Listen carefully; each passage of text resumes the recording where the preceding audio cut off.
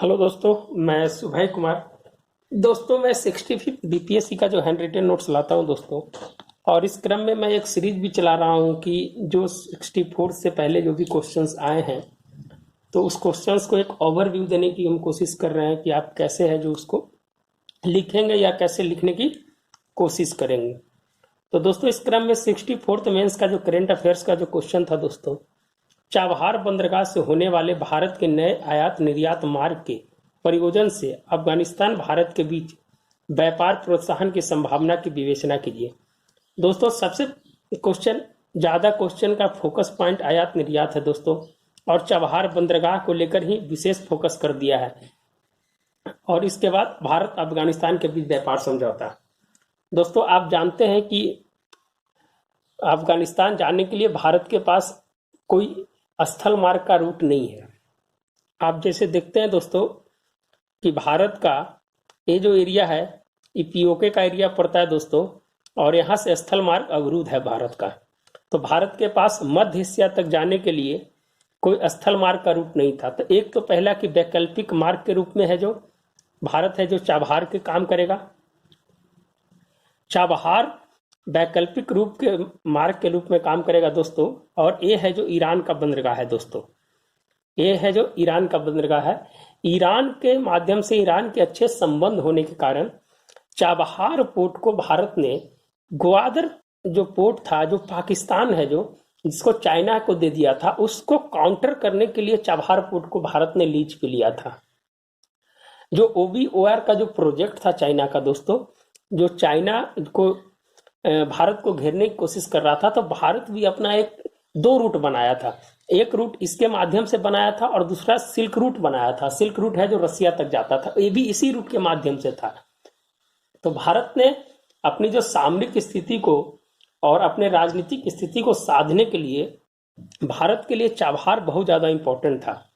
लेकिन वर्तमान समय में ये चाबहार की स्थिति भी अभी अभी अगर ऐड कीजिएगा, अगर इस क्वेश्चंस को वर्तमान में लिखना रहेगा, तो चाबहार है दोस्तों वो है जो उसको पाकिस्तान को लीज पे देने के चक्कर में ईरान लगा हुआ है। इसके पीछे कारण क्या है?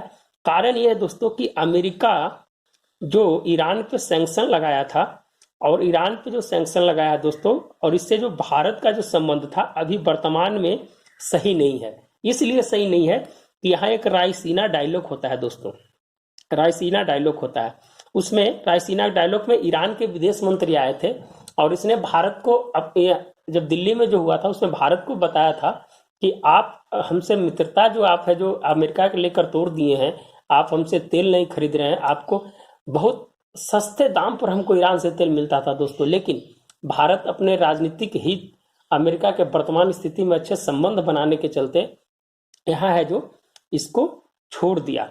और छोड़ देने के बाद दोस्तों ईरान ने क्या किया कि चाबहार बंदरगाह को यहाँ पर ग्वादर को अभी दे दिया। यहाँ दोनों के बीच की दूरी 74 है, 74 किलोमीटर के आसपास है दोस्तों, और यहाँ से यहाँ की दूरी करीब करीब 900 किलोमीटर के आसपास है।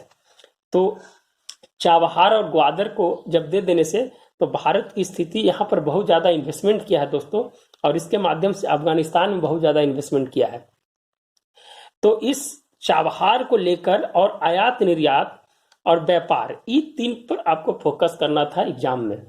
तो चाबहार बंदरगाह की आप स्थिति को बता देते। भारत ने अपना सबसे पहला खेप गेहूं का है जो अफगानिस्तान भेजा था। और दूसरी चीज कि भारत के लिए अफगानिस्तान क्यों जरूरी है, इसके लिए भी एक गॉल ऑफ पोल एक हुआ था वहां, गॉल ऑफ पोल। ये वहां की जनता ने एक सर्वे कराया था, वहां की सरकार ने सर्वे कराया था, जनता ने उसमें पार्टिसिपेट किया था। उसका 3 पॉइंट रखा था कि आप अफगानिस्तान में किसका निवेश देखना चाहते हैं।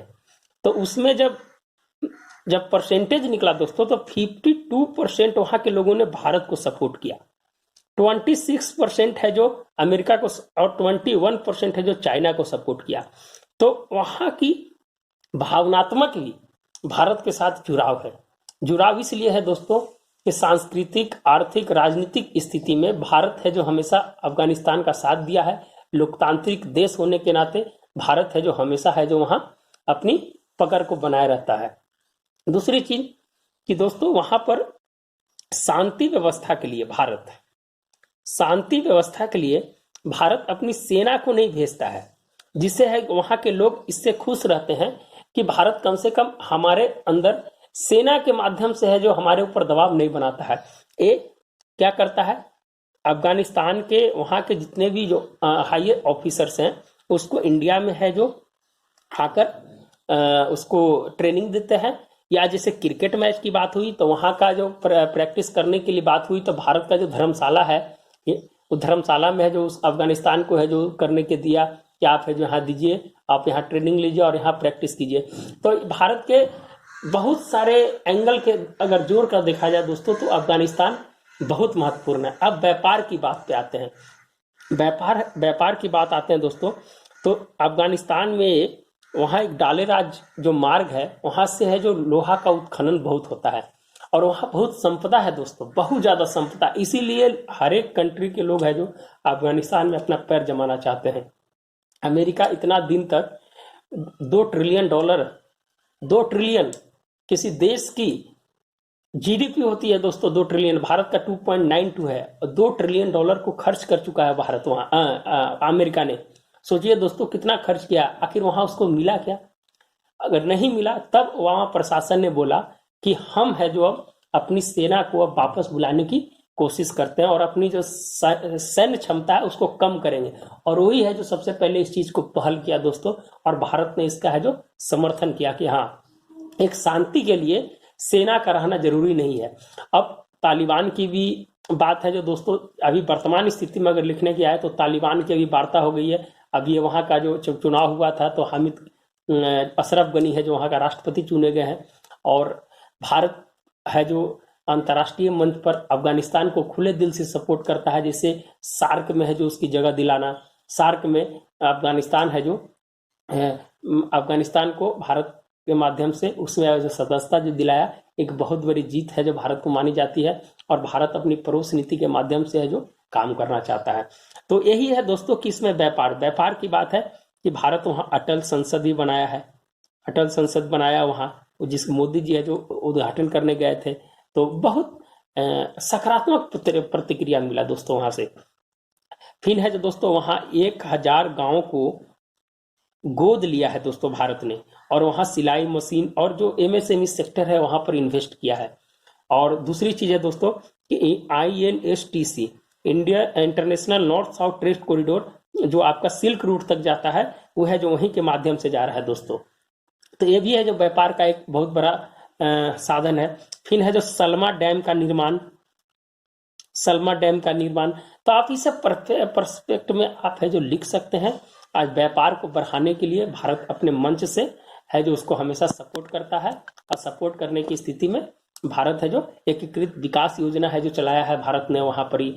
फिर है जो ट्रेनिंग की व्यवस्था किया है। अभी वर्तमान समय में कोविड-19 के अभी वर्तमान समय में भारत ने बोला है कि जो भी देश चाहे अगर सेना अगर अपने देश में अगर सुरक्षा के लिए अगर कोविड-19 से लड़ने के लिए अगर बुलाता है तब है जो हम भेजने के लिए तैयार हैं। तो अफगानिस्तान, श्रीलंका और भूटान ये जैसे देशों में भारत की एक अच्छी पहल है, और जब बोला कि जब किसी को जरूरत हो तो आप है जो हमको इन्फॉर्म कीजिए, हमें जो भेजेंगे।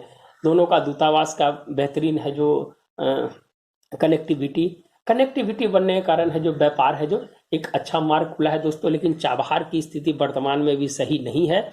यहाँ पर जो अपना जो अल्पकालिक जो बजट था उस बजट में 125 करोड़ जो उसका जो अलॉटमेंट था उसको कम कर दिया था दोस्तों, कि इसकी स्थिति को देखते हुए ग्वादर जो ईरान है जो दे दिया है। तो वर्तमान परिप्रेक्ष्य में भी अगर आप कह सकते हैं कि अफगानिस्तान भारत के लिए एक सामरिक रूप से, राजनीतिक रूप से, आर्थिक रूप से, सांस्कृतिक रूप से भी है जो बहुत महत्वपूर्ण है, और व्यापार के माध्यम से भी भारत के लिए बहुत ज़्यादा महत्वपूर्ण है। स्कॉलरशिप योजना हो गया, बहुत सारी योजना है जो भारत ने है जो वहाँ पर चलाया, बहुत सारा इन्वेस्टमेंट किया। इसीलिए जब किसी प्रॉब्लम होती है तो भारत को डर लगता है कि हम इतना इन्वेस्टमेंट कर दिए वहाँ पर, अगर किसी प्रकार का अगर कुछ होता है तो हमारा इन्वेस्टमेंट पे प्रॉब्लम होगा। और दूसरी चीज़ है दोस्तों कि भारत है जो यूएनओ में अपनी अस्थायी सदस्यता के लिए बहुत सारे देश को जोड़ने में लगा हुआ है। इसीलिए है जो मध्य एशिया तक है जो पहुँच है जो भारत की एक अच्छी रणनीति का कारण बन सकता है। तो यही कुछ ऐसे पॉइंट्स हैं दोस्तों जिसके माध्यम से आप है जो इसको लिख सकते थे। और प्रोत्साहन के बारे में बता ही दिए, भारत अफगानिस्तान की स्थिति को आप है जो बता सकते हैं, आयात निर्यात के बारे में बता सकते हैं। तो ये ओवरव्यू के कारण हम बता रहे हैं कि इस तरह से आप लिखते हैं। इससे भी बेहतर आप लिख सकते हैं, अगर आपके पास अगर और डेटा है तो आप है जो उसको और बढ़िया से उसको बनाइए। तो ये चाबहार की बात हो गई दोस्तों। आप इतना में आपके पास 4 पेज लिखने के लिए बहुत सारा पॉइंट हम बताए हैं, आप है जो उसको लिख सकते हैं। और इसी क्रम में दूसरा क्वेश्चन था दोस्तों कि 2 राष्ट्रों के बीच लोगों को मुक्त आवागमन का जहां तक सवाल है, भारत ने भूटान और नेपाल के साथ मुक्त व्यापार द्वार की नीति क्यों अपनाई। दोस्तों यहाँ पर 2 क्वेश्चंस की बात कर रही है, भूटान और नेपाल। तो आपको 2-2 पेज में दोनों को लिख देना था, 4 पेज हो जाता। तो मुक्त आवागमन और मुक्त व्यापार या द्वार नीति क्यों अपनाई। दोस्तों भारत और नेपाल के बीच एक तो मैदानी क्षेत्र का हिस्सा है, मैदानी क्षेत्र के हिस्सा होने के चलते दोस्तों यहाँ पर अगर मान लीजिए कि नेपाल है और यहाँ ये तीनों तरफ से दोस्तों क्या है, भारत है और यहाँ पर चाइना है। तो सबसे पहली बात कि ये आपके मैदानी क्षेत्र से टच करता है और ये बफर जोन में है दोस्तों, फर्स्ट कंडीशंस की बफर जोन में है। और इधर चीन है, और चीन का ये जो पूरा इलाका है दोस्तों, ये पूरा पहाड़ी इलाका है, पूरा पहाड़ी इलाका है। तो चाइना को इन्वेस्टमेंट करना यहाँ पर ज्यादा खर्च पड़ता है दोस्तों। चाइना है जो यहाँ पर ज्यादा खर्च करना नहीं चाहता है। नेपाल से क्या मिलेगा दोस्तों चाइना को, अगर वो इन्वेस्टमेंट कर देता है, रेगिस्तान में आप धान नहीं उपजा सकते। इस तरह से आप चाइना अगर नेपाल में अगर इन्वेस्टमेंट करता है तो क्या मिलेगा, सिर्फ एक ही चीज मिलेगा कि भारत के खिलाफ है जो अपना है जो रणनीति कायम कर सकता है।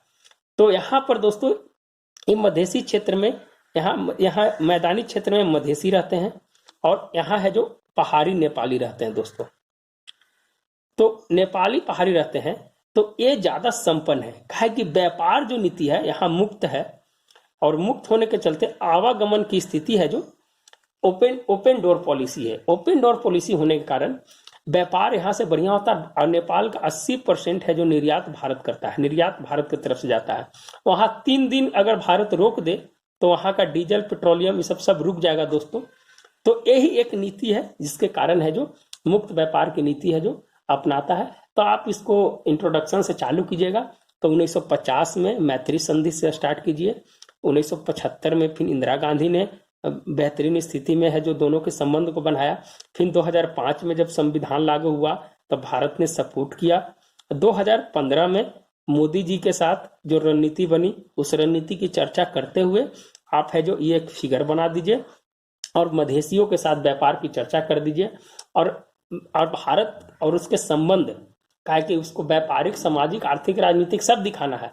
लेकिन जो मुद्दा है कि मधेसी को वहां पर है जो जब संविधान लागू हुआ तब मधेसियों को जितना जनसंख्या है उस अनुसार से वहां संविधान में जगह नहीं मिला। तो आप उसकी थोड़ा सा संविधान की भी चर्चा कर दीजिए मधेसी के साथ, काहे कि मधेसी यहाँ पर इंपॉर्टेंट हो जाता है। तो यहाँ पर 50% इसकी आबादी होने के बाद भी है जो क्यों नहीं मिला। भारत भी इसका है जो विरोध किया था, आंतरिक रूप से विरोध किया था, अंतर्राष्ट्रीय मंच से विरोध नहीं किया था। और इसका एक सबसे अच्छा उदाहरण जो देखने को मिला, जब वहां पर सबसे बड़ा पर्व वहां दशहरा होता है दोस्तों नेपाल में। तो उसी समय है जो मधेसी आंदोलन कर रहे थे और मधेसी आंदोलन कर रहे थे तो ये रूट ब्लॉक हो गया था। तो ब्लॉक होने के चलते दोस्तों वहां है जो स्थिति बहुत गंभीर उत्पन्न हो गई थी और नेशनल इमरजेंसी लगाना पड़ा था। जब नेशनल इमरजेंसी लगाना पड़ा तो वहां के प्रधानमंत्री ने, उस समय ओली थे, और यहाँ के प्रधानमंत्री मोदी से जब बात किए तो मधेसियों ने इनकी बात को मान लिया और मानने के बाद इस रूट को ओपन कर दिया। तो चाइना का जो वहां से रिपोर्ट आया कि ये भारत का ये मामला था, भारत ने इसको है जो अंदरूनी रूप से रोक के रखा हुआ था। फिर उसके बाद दोनों है जो ज्वाइंट स्टेटमेंट देते हैं आके और सब समान हो जाता है दोस्तों। तो पहाड़ी नेपाली होता है जो गरीब होते हैं दोस्तों, ये है जो बेटर और जितना भी देखते होंगे आप है जो चौकीदारी का काम, बेटर का काम, ये सब है जो ये पहाड़ी नेपाली करते हैं। तो यहाँ भी है जो असमानता की भाव उत्पन्न हो जाती है। चाइना कहता है कि इधर के लोगों को है जो भारत में है जो नौकरी नहीं मिलती है, तो इससे है जो असमानता पैदा हो जाता है। फिर है जो आप आ जाइए थोड़ा सा व्यापार के बारे में, तो कुछ विवाद है उसके बारे में। पंचेश्वर बांध हो गया, स्कॉलरशिप योजना हो गया, फिर करेंसी स्वैप की बात आ गई, करेंसी स्वैप जो हुआ था उसकी कहानी है। तो बहुत सारी है जो व्यापार रूट के बारे में भी आप चर्चा कर दीजिए, कुछ विवाद की चर्चा कर दीजिए। काला पानी विवाद जो सबसे बड़ा विवाद है दोस्तों, ये है जो आपका जो काली नदी जो बहती है उस नदी का जो रूट है उसका विवाद है। तो इसके चलते कुछ सवाल है जो विवाद का भी उसमें डाल दीजिए। तो उसके उसके परिप्रेक्ष्य में आप है जो दोस्तों इसको लिख सकते थे। नेपाल के बारे में कहा कि 2 पेज ही लिखना है। फिर भूटान की बात आ जाइए, तो भूटान का भी सेम स्थिति है दोस्तों। भूटान भी है जो ऐसे है, और ये जो चिकन नेक का एरिया है 18 किलोमीटर का जो भारत को जोड़ता है दोस्तों यहाँ पर। और यहाँ है जो आपका तिब्बत और नेपाल का इसका चीन का इलाका है। तो यहाँ भी बफर जोन की स्थिति बनती है। भारत के साथ है जो बहुत अच्छे रिश्ते हैं, वो भी है जो 1950 के मैत्री संधि से उसका भी स्टार्ट होता है। उससे पहले था, लेकिन 1950 में है जो पंडित जवाहरलाल नेहरू का जो संधि हुआ था, उस संधि से है जो आगे बढ़ते गए और दोनों के देश के बीच अच्छा संबंध आया। और दूसरी बात है दोस्तों कि 2007 में वो मैत्री संधि था, वो है जो उसमें बदलाव किया गया। जब उस समय भारत के प्रधानमंत्री डॉक्टर मनमोहन सिंह थे, तो वो है जो उन्होंने इस चीज को बदलाव किया कि लोग, भूटान के लोग, वहां के लोग कहते थे कि भारत हमेशा बड़े भाई की भूमिका में रहता है। इसके चलते दोस्तों थोड़ा सा असंतोष पैदा हो गया था, जिसके कारण 2007 में है जो बहुत सारे चीज पे, जैसे मान लीजिए कि आप एग्रीमेंट किसी के साथ कर रहे हैं तो भारत को पूछ के करना पड़ता था, तो इस सब चीज में कुछ छूट दी गई। तो सबसे बड़ा मुद्दा जो क्वेश्चन पूछने का था दोस्तों, वो है जो डोकलाम को लेकर था। डोकलाम वाला मुद्दा था, उसके चलते थोड़ा सा इस क्वेश्चन को डाला। और डोकलाम का जो भारत को 72 दिन के बाद है जो चीन को पीछे जाना पड़ा, इसके पीछे भूटान की बहुत बड़ी है जो आप एक दृढ़ निश्चय और जो दोस्ती की बात है वो निभाई। और 72 दिन के बाद है जो चाइना पीछे घुसा, कहा कि यहाँ जो मार्ग बनाने की जो बात चल रही थी, और यहाँ का जो भूटान की जो सरकार थी, उन्होंने है जो इसको मना कर दिया था। और 2 दिन तक है जो अपनी सेना को वहां डांटे रखा। और उसके बाद है जो फिर है जो भारत को इन्फॉर्म किया कि ऐसी ऐसी बात है। तब है जो दोस्तों है जो भारत ने है जो यहाँ इंटरेस्ट लिया, कहा कि अपनी संधि की बात को निभाया और वहां पर जाकर है जो अपना स्टैंड किया। और उसके 72 दिन के बाद है जो दोस्तों है जो चाइना को बैक होना पड़ा। अब यहाँ पर चुक्का डैम के बारे में आप डाल दीजिए। फिर है जो यहाँ की जो बिजली की व्यवस्था है, जो वहाँ पर बिजली बहुत ज्यादा होता है दोस्तों, हाइड्रो इलेक्ट्रिक प्रोजेक्ट है। तो बिजली को भारत है जो दाम अंतर्राष्ट्रीय दामे हैं, उस दाम पे है जो भारत खरीदता है और भारत है जो उसका पेमेंट करता है। उस तरह से भारत ने रुपये कार्ड को वहाँ है जो लॉन्च किया। फिर है जो यही जितनी आपके पास डेटा, उस डेटा को आप एक्सप्रेस कर दीजिए, आपका ये आंसर पूरी तरह से आपका हो जाएगा दोस्तों। तो यही है, भूटान की बात हो गई और नेपाल की बात हो गई। व्यापार की बात है जो वहाँ भी सबसे ज्यादा निर्यात है जो भारत की तरफ से ही किया जाता है। तो भारत उस एवज में है जो उस तरह की भूमिका को निभाता है।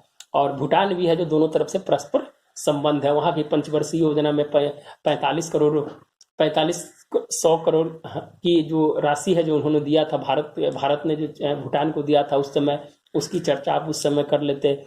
वहाँ की जो प्रोजेक्ट है जो, जैसे मान लीजिए कि मौसम प्रोजेक्ट जो है, उसके माध्यम से है जो वहाँ के वेदर और वहाँ की जो स्थिति को जो बताता है भारत की तरफ से। टेलीकम्युनिकेशन की बात है, और जितना भी प्रोजेक्ट है जो भारत की तरफ से लगाया गया है, वो दोनों के बीच व्यापार को और संबंध को गाढ़ा करता है।